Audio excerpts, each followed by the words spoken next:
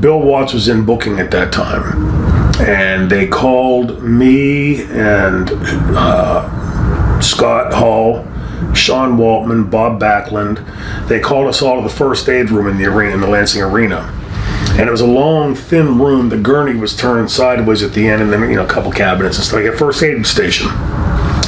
And Scott was sitting on the gurney, and he's sort of playing drums, and having a good old time. A big smile on his face. The rest of us come walking in, and Bill's standing there, and he's got a clipboard. And he goes, "Okay, guys, in the segment whatever tonight, Shane, it's going to be you versus Scott."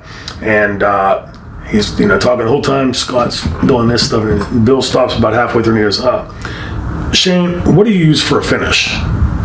As soon as he said that, Scott went, stopped beating the drums, and he went, "Whoa."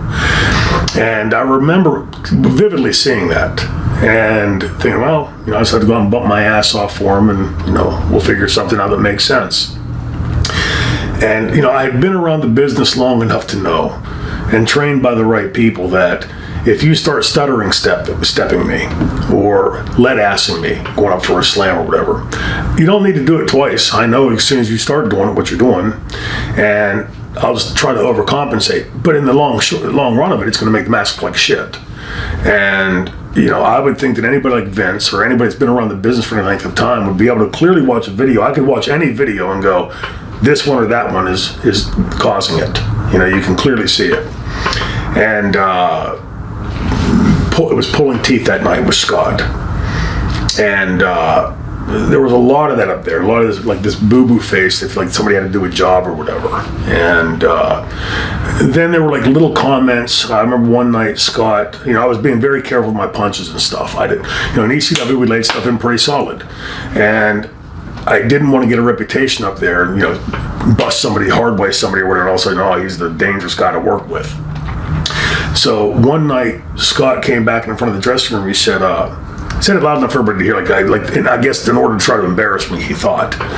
He said, "Dean, us WWF guys, we're every bit as tough as you ECW guys. You don't have to worry about pulling a shit, brother. With me, lay it in."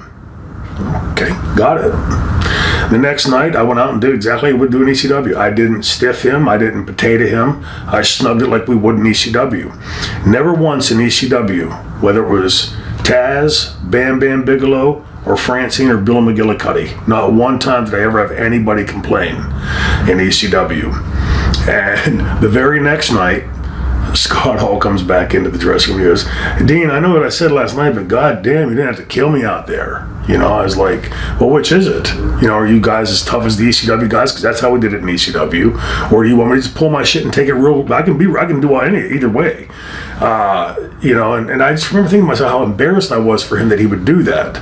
Like, you think you're trying to make fun of me in the dressing room, but you just made yourself look like a pussy.